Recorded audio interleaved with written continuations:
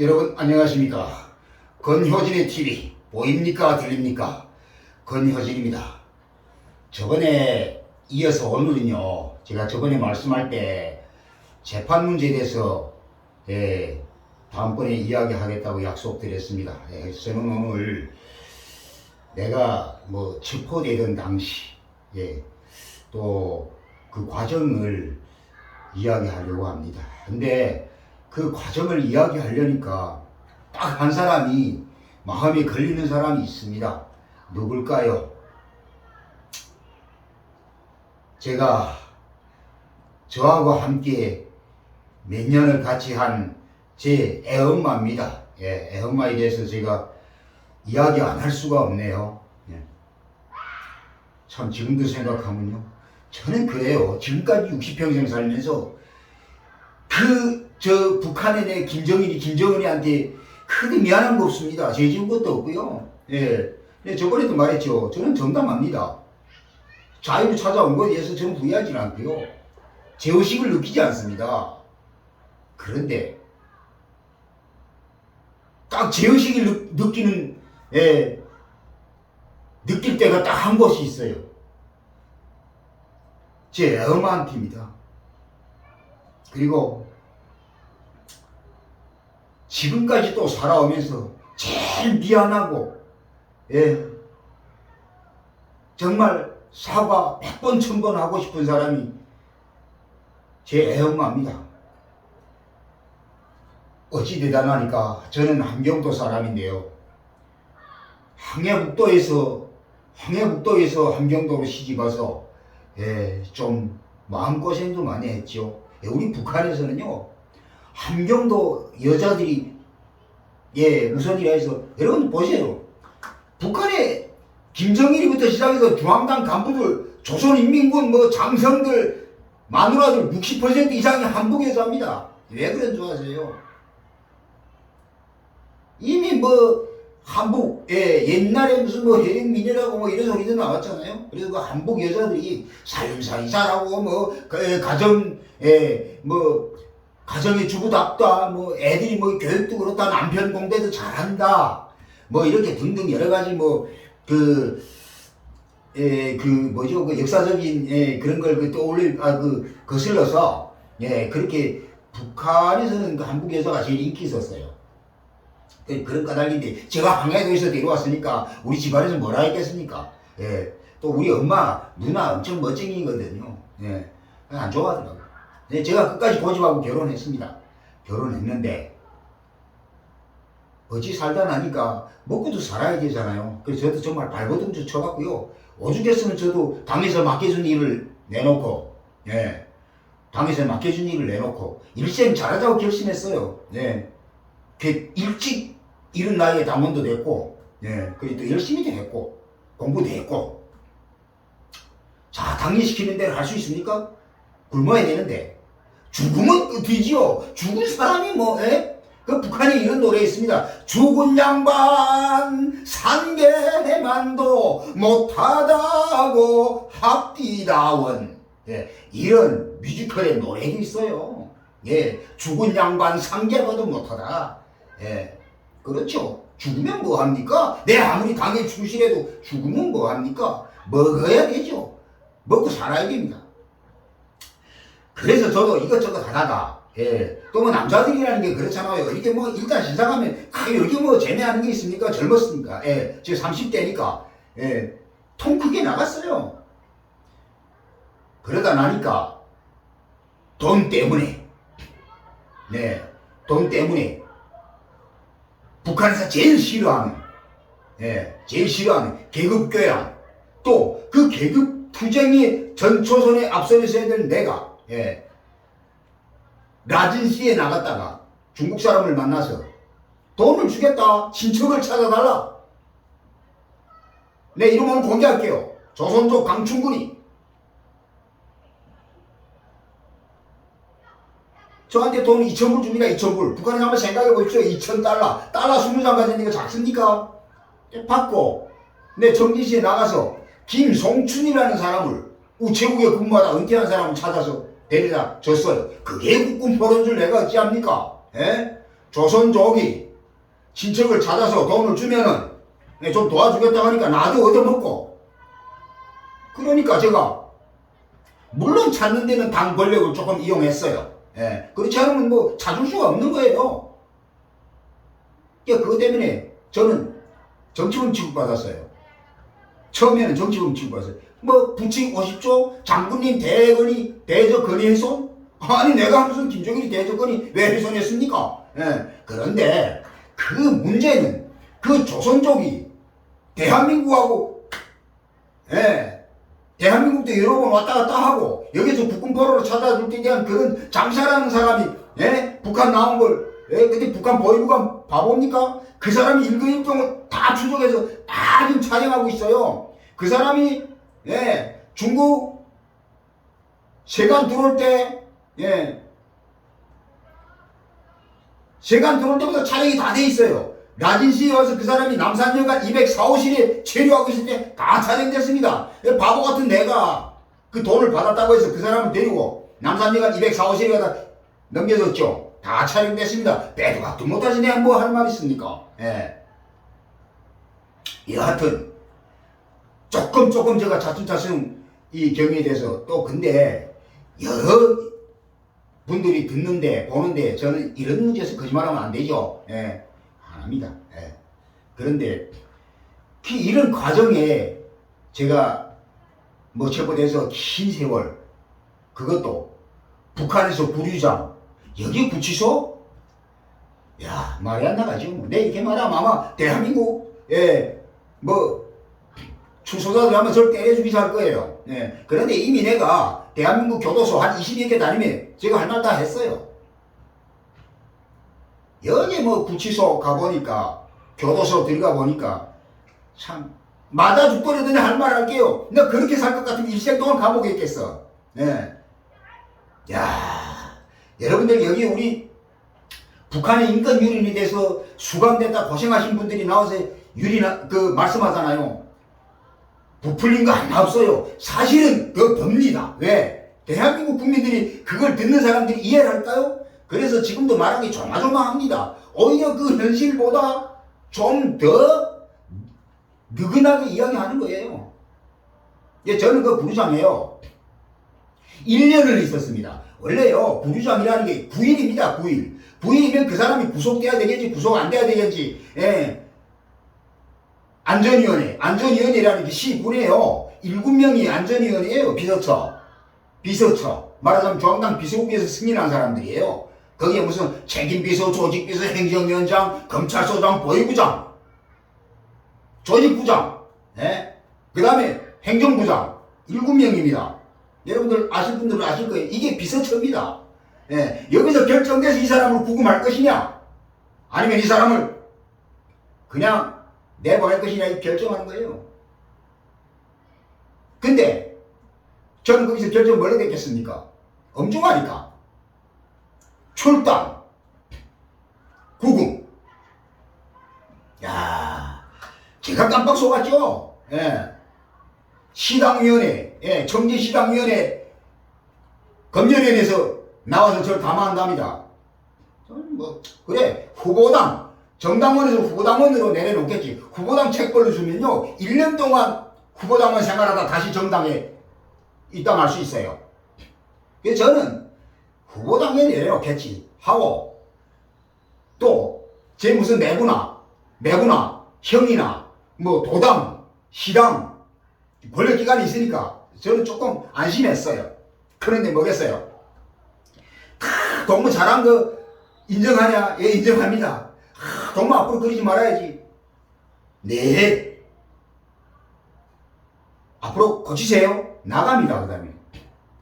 나는 안도심 치고 밖에 탁 나왔는데 문 앞에 가서 경찰이 2명 딱 서 있는 거예요. 나오자마자 결박합니다. 저를.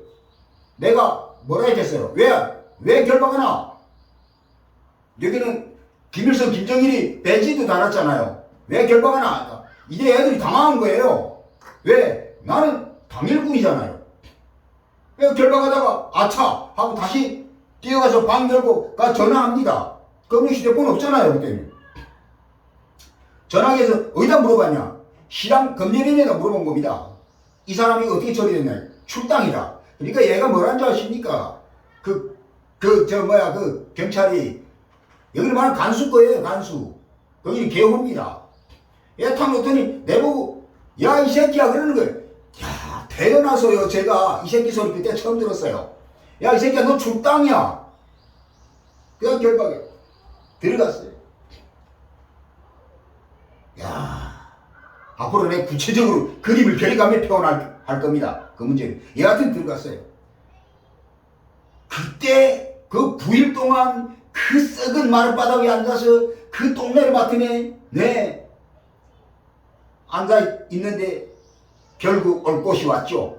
예, 그 간수 책임자, 개호 책임자가 이만한 그 옛날에 엿자르는 가위를 들고 왔어요. 그걸요 살창짬으로 넣으면서 머리 깎으래요. 여러분, 제가 이게 머리 수그리고 이 머리 깎는데요, 턱으로 내 머리 자르는 소리 나는 것 같아요. 촥, 촥, 촥. 땅에 머리카락이 뚝뚝 떨어지는데 눈물이 같이 떨어지는데요. 기가 막히더라고요. 인생이 그렇게 끝나는구나. 그런데 제가 왜 우리 집사람 이야기를 하다 이 말을 하는가 하면요, 들어가니까 우리 집사람이 매일 그 어려운 삶에서 내려옵니다. 매일 흰밥에 두부 한 모에 고기를 놔서 이렇게 매일 데려오는 거예요. 그런데 참 내가 우리 집사람한테 미안하죠. 예. 또 저는 뭐 또 오빠처럼 그렇게 따르던 여자 하나 있었는데 그 여자 또 매일 옵니다. 그러니까 밥이 2개 들어오는 거예요. 그러니까 그 과장이 예심하는 예심과장이 뭐라는지 압니까? 밥 2그릇 들고 어느 거 먹겠는가 내보고 물어봐요.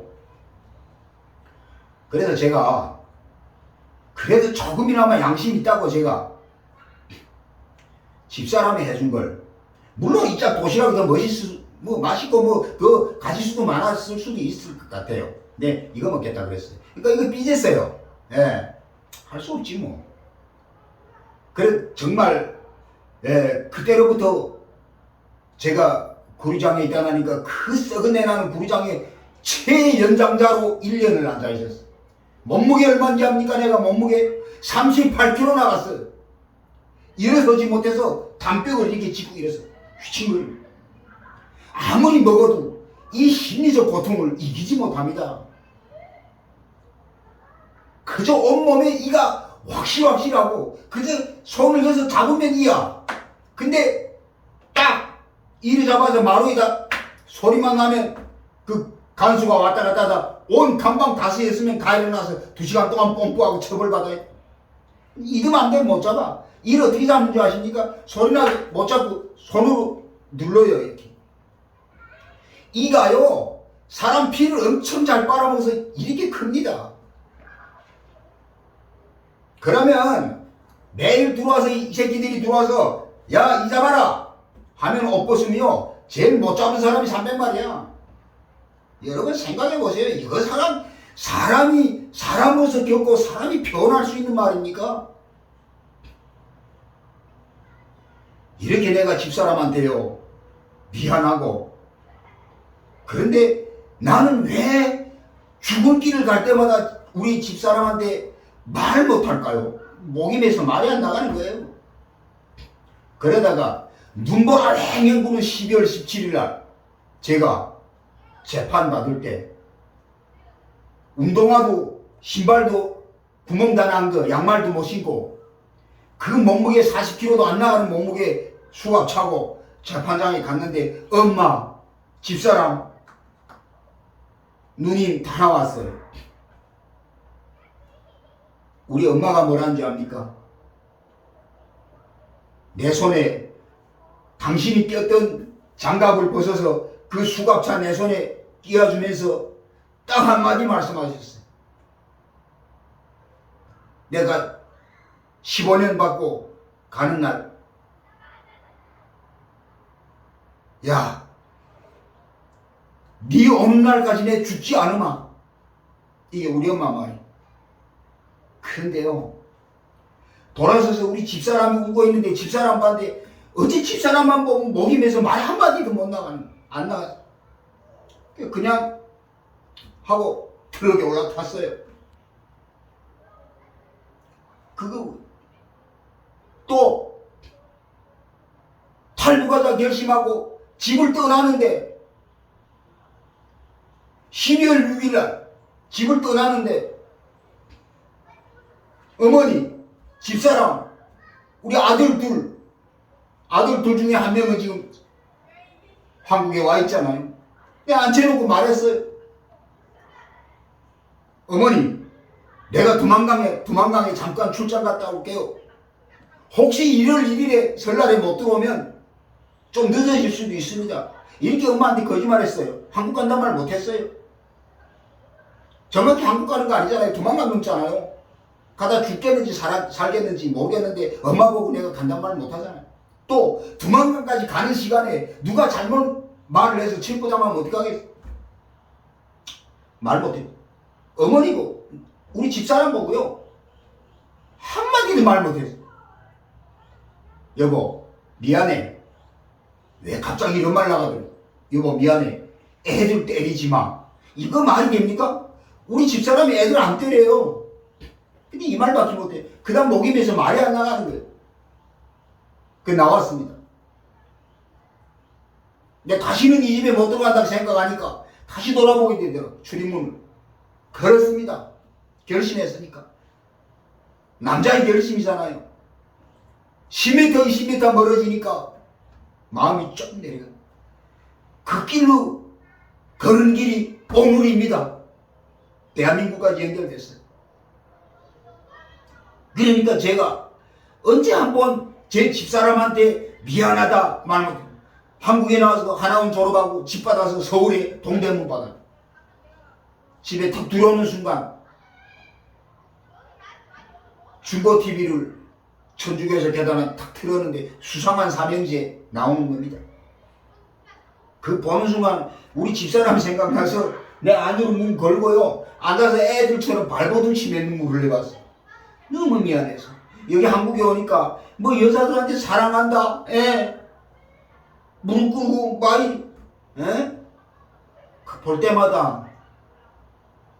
그래서 지금도 가끔 뭐 여자를 제가 안 만났겠어요. 만났는데 저도 말과 행동이 다 같진 않아요. 좀 달라요. 제 마음은 버리질 않아요. 정말 잘해주고 싶고 집에 집사람 생각하면. 그런데 여기 와서 생활조건도 잘 안 맞고 또 착각하고 오해하는 것도 있는가 봐요. 또 상대방이. 그리고 또 뭐 경제적 관계도 좀 중요하잖아요. 이런 걸 해서 좀 안 좋은 일이 생긴 참 미안한 것들도 있고요. 이렇게 됐습니다. 그래서 저는 제일 미안하고 내 진심으로 사과하고 싶고 정말 그 앞에서만은 제가 한 줌처럼 줌으로 사라져도 아깝지 않을 사람, 또 제일 내가 존경하고 사랑하는 사람이 아마 저희 애엄마라고. 저는 오늘 앞으로 죽어도 이 마음이 변할 것 같지는 않습니다. 이렇게 말하고요. 제가 감옥 갑니다. 그래서 감옥 가는데 기가 막히더라고요. 그때로부터 원래 사형 판결 받으면 사형수 감방에 100일 동안 들어가 앉아있다가 사형 집행을 합니다. 그때 신호가 어쩐 줄 압니까? 100일 앉아있으면 머리카락이 이렇게 길어요. 근데요, 매매도 못하고 사형수 감방은 매매도 못합니다. 100일 동안 그 감방에 그 철감방에 그 키를 열질 않아요. 100일 동안 매매도 없습니다. 그냥 앉아있어야 돼요. 그러다 나가 집행하는데 이상하죠. 사형수 감방에 있는 애들이 이 느낌이 얼마나 좋은지 옆에서 키 여는 소리, 열쇠 여는 소리 깔깔락 나면 잘 가. 그래요. 그래 나갔다는 안 들어와요. 못 들어옵니다. 왜? 가서 말뚝에 썼으니까. 말뚝이 뭡니까? 사람을 묶어놓는 말뚝이에요. 저는 그런 경로를 통해서 하도 사형 언도가 뒤집혀서 15년 받고 교화소로 가잖아요. 가는데 12월 17일 날 재판받고 1월 17일 날 한 달 만에 지금 제가 교도소로 출발하는데 이 나쁜 놈의 새끼들이 제가 부모들이 형제들이 반발할까봐 우리 형제들한테는 금요일날에 떠난다고 거짓말하고 그러니까 나는 집에서 엄마나 집사람이 해주는 도시락 한 그릇도 못 먹어보고 금요일날 떠난다고 거짓말하고 저를 목요일날 빼돌린 거예요. 왜?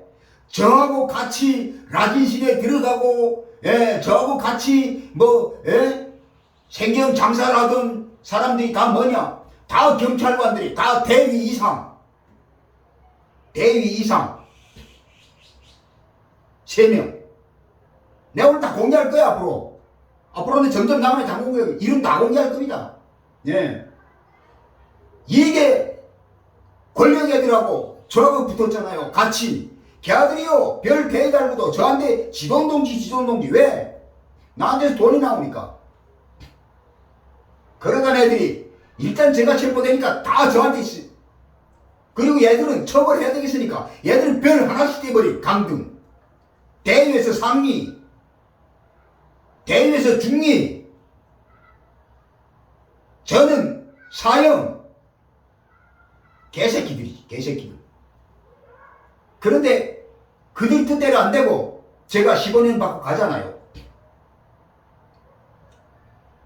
그 40kg도 안 되는 몸에다가요, 그 호송 저 간수들이 저한테 자기들이 진 배낭 이만한 거 메고 운동화도 못 신고 저를 데리고 그 생눈길에 어딜 갑니까? 화물트럭으로 가요. 화물트럭. 거기서부터 2시간 걸어서 그 생눈길을 그 화물트럭에 저를 올리는데요, 뭐 열차가 없고 이동수단이 부족한 북한에서는 내가 여기서 뭐 광주시에서 성남으로 간다면은 트럭 타고 갈 수밖에 없어. 그 트럭 돈 내내 그 트럭 안에 사람이 30-40명 꽉 차 있어.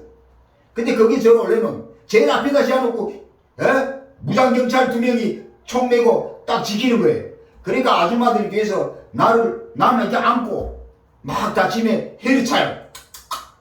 이렇게 혀를 찼어요. 그러니까 이 간수들이 뭐라지 하니까 혀를 차지 말래. 이 나쁜 놈이래. 그래서 교도소로 들어갔습니다. 제가 오늘 저번에 말씀드리던 거 말씀드리려고, 제가 재판받던 과정을 저번에 말로만 했어요. 그래서 제가 재판받던 과정을 앞으로 제가 모든 일상을 몇 년 동안 해도 매일과 같이 그림으로 다 표현할 겁니다. 그리고 이에 대한 설명을 하겠어요. 자, 이게 북한의 재판소입니다. 인공지 양쪽에 가운데 조선민주주의 인민공화국 국장 안에 여러분들 그림 다 보셨죠? 발전소, 수력발전소 있고, 백두산 있고, 철탑 있고, 농업, 벼로 감싼 게 의미가 있어요. 물론 러시아식 따랐겠지만 전력 국장, 대한민국 국장 보니까 무궁화 아니겠어요? 이런 국장 가운데 판사, 재판장, 제가 재판받을 때 중앙재판소에서 내려왔습니다. 여기를 말하면 중앙재판소, 최고재판소, 북한으로. 인민판사, 인민참심원, 경찰 둘, 제 가운데. 이 뒷줄에 제 가족만 하듯이 비공개 재판. 재판받았어요. 부칙 49조, 사형. 이 여러분들 그 북한법을 좀 아셔야 되는 게요, 북한도 대한민국하고 똑같이 헌법 다 만들었어요. 왜? 자기들이 국가가 갖춰야 될 그 조건들은 다 갖췄어요, 나름. 근데 북한은 정세 변화가 엄청 많습니까? 많지 않아요. 시간이 지날수록 정세가 바뀌고 분위기가 바뀌고, 그러니까 얘들이 매번 그 형법을 뜯어고칠 수가 없으니까 어떤 걸 했는가 하면요, 업그레이드 하는 거예요. 형법에다 부칙, 아버지 부자에 칙하는 칙, 부칙 몇 조, 이런 그때 당시에 맞는 형벌을 만들어서 거기다 붙이는 거예요. 그게 바로 부칙 49조 사형입니다. 많이 죽었잖아요. 앞으로 제가 섬세하게, 아주 상세하게, 진솔하게 그 현장을 리얼하게 내가 표현해 드릴게요. 기가 막힙니다. 여러분들 아마 새로울 거야. 저는 오메타 앞에서도 보고요. 제 옆에 애들 죽는 것도 보고 내가 죽는 걸 관리해요. 그런 하는 그런 직업이었잖아요. 이렇게 재판받은 거예요. 여기서 내가 저번에도 말했잖아요. 우리 엄마가 사형을 언도한다니까 그 재판장에다 대고 야 이 개새끼야 내 몸으로 아들 낳았지 키우기는 당에서 키웠다. 내가 충실했으니까. 그러다 15년 받으니까 엄마가 막 난리 피우고 하니까 재판장이 휴회를 선언하고 다 데리고 나가서 15분 있다 다시 들어와서 뭐라 했습니까? 부칙 49조 사형을 양정하여 부칙 50조 위대한 장군님 대해서 권해서 형법 61조 국가재산 특대야 징역 15년형에 처한다. 그래서요 이제처럼 그 배낭을 메고 자동차 타고요 그 트럭 타고 전거리 교화소로 향했습니다. 그때 제 마음이 어땠을까요? 몸무게 40kg도 안 나가는데 나는 이제 들어가면 15년? 나는 들어가면 죽었다. 나 사람 못 온다. 형기는 받았지만 그 전거리 교화소를 너무나도 잘 알기 때문에 난 들어가면 죽는다. 그러니까 그때 떠날 때 가족이라도 만나고 떠나야 되는데 이 죽일 놈 새끼들 내가 가족을 만나면 이상한 그 힌트를 줄까봐 금요일날 떠난다고 가족한테는 거짓말하고 목요일날 나를 빼돌린 거예요. 그러니까 집에서 주는 그 도시락 한 끼 못 먹어보고 그 구리장 감방에서 주는 통 옥수수 한 줌 거기에 두부 콩알이 70알 들어간 걸 제기를 해서 이거 하나 들고 마음이 아프더라고. 그 전거리 교도소 앞에까지 딱 가서 휴식하라면서 내보고 그 밥 먹으래요. 앉아서 먹었어요. 앞에 바라보니까 한 6m 높이의 커다란 새까만 철문이 닫혀져 있는 거예요. 이제 저거 열고 들어가면 끝나는 거지 인생이. 내 심정이 어땠겠어. 다음번에 제가 그 철문 들어가서부터 그 상황을 말씀드려 줄게요. 오늘은 여러분들 정말 편집도 없이 리얼하게 제가 이렇게 나름 리얼하게 말씀드린다고 하는데 좀 많이 빈 공간도 있고 실수도 합니다. 여러분들 너그럽게 봐주시고요. 잘 들어주셔서 너무 고맙습니다. 끝으로 보지도 못하고 내가 앞으로 만날지 못 만날지 계약할 수 없는 내 가장 존경하고 사랑하는 집사람 추억했습니다. 네, 감사합니다. 다음에 또 뵙겠습니다.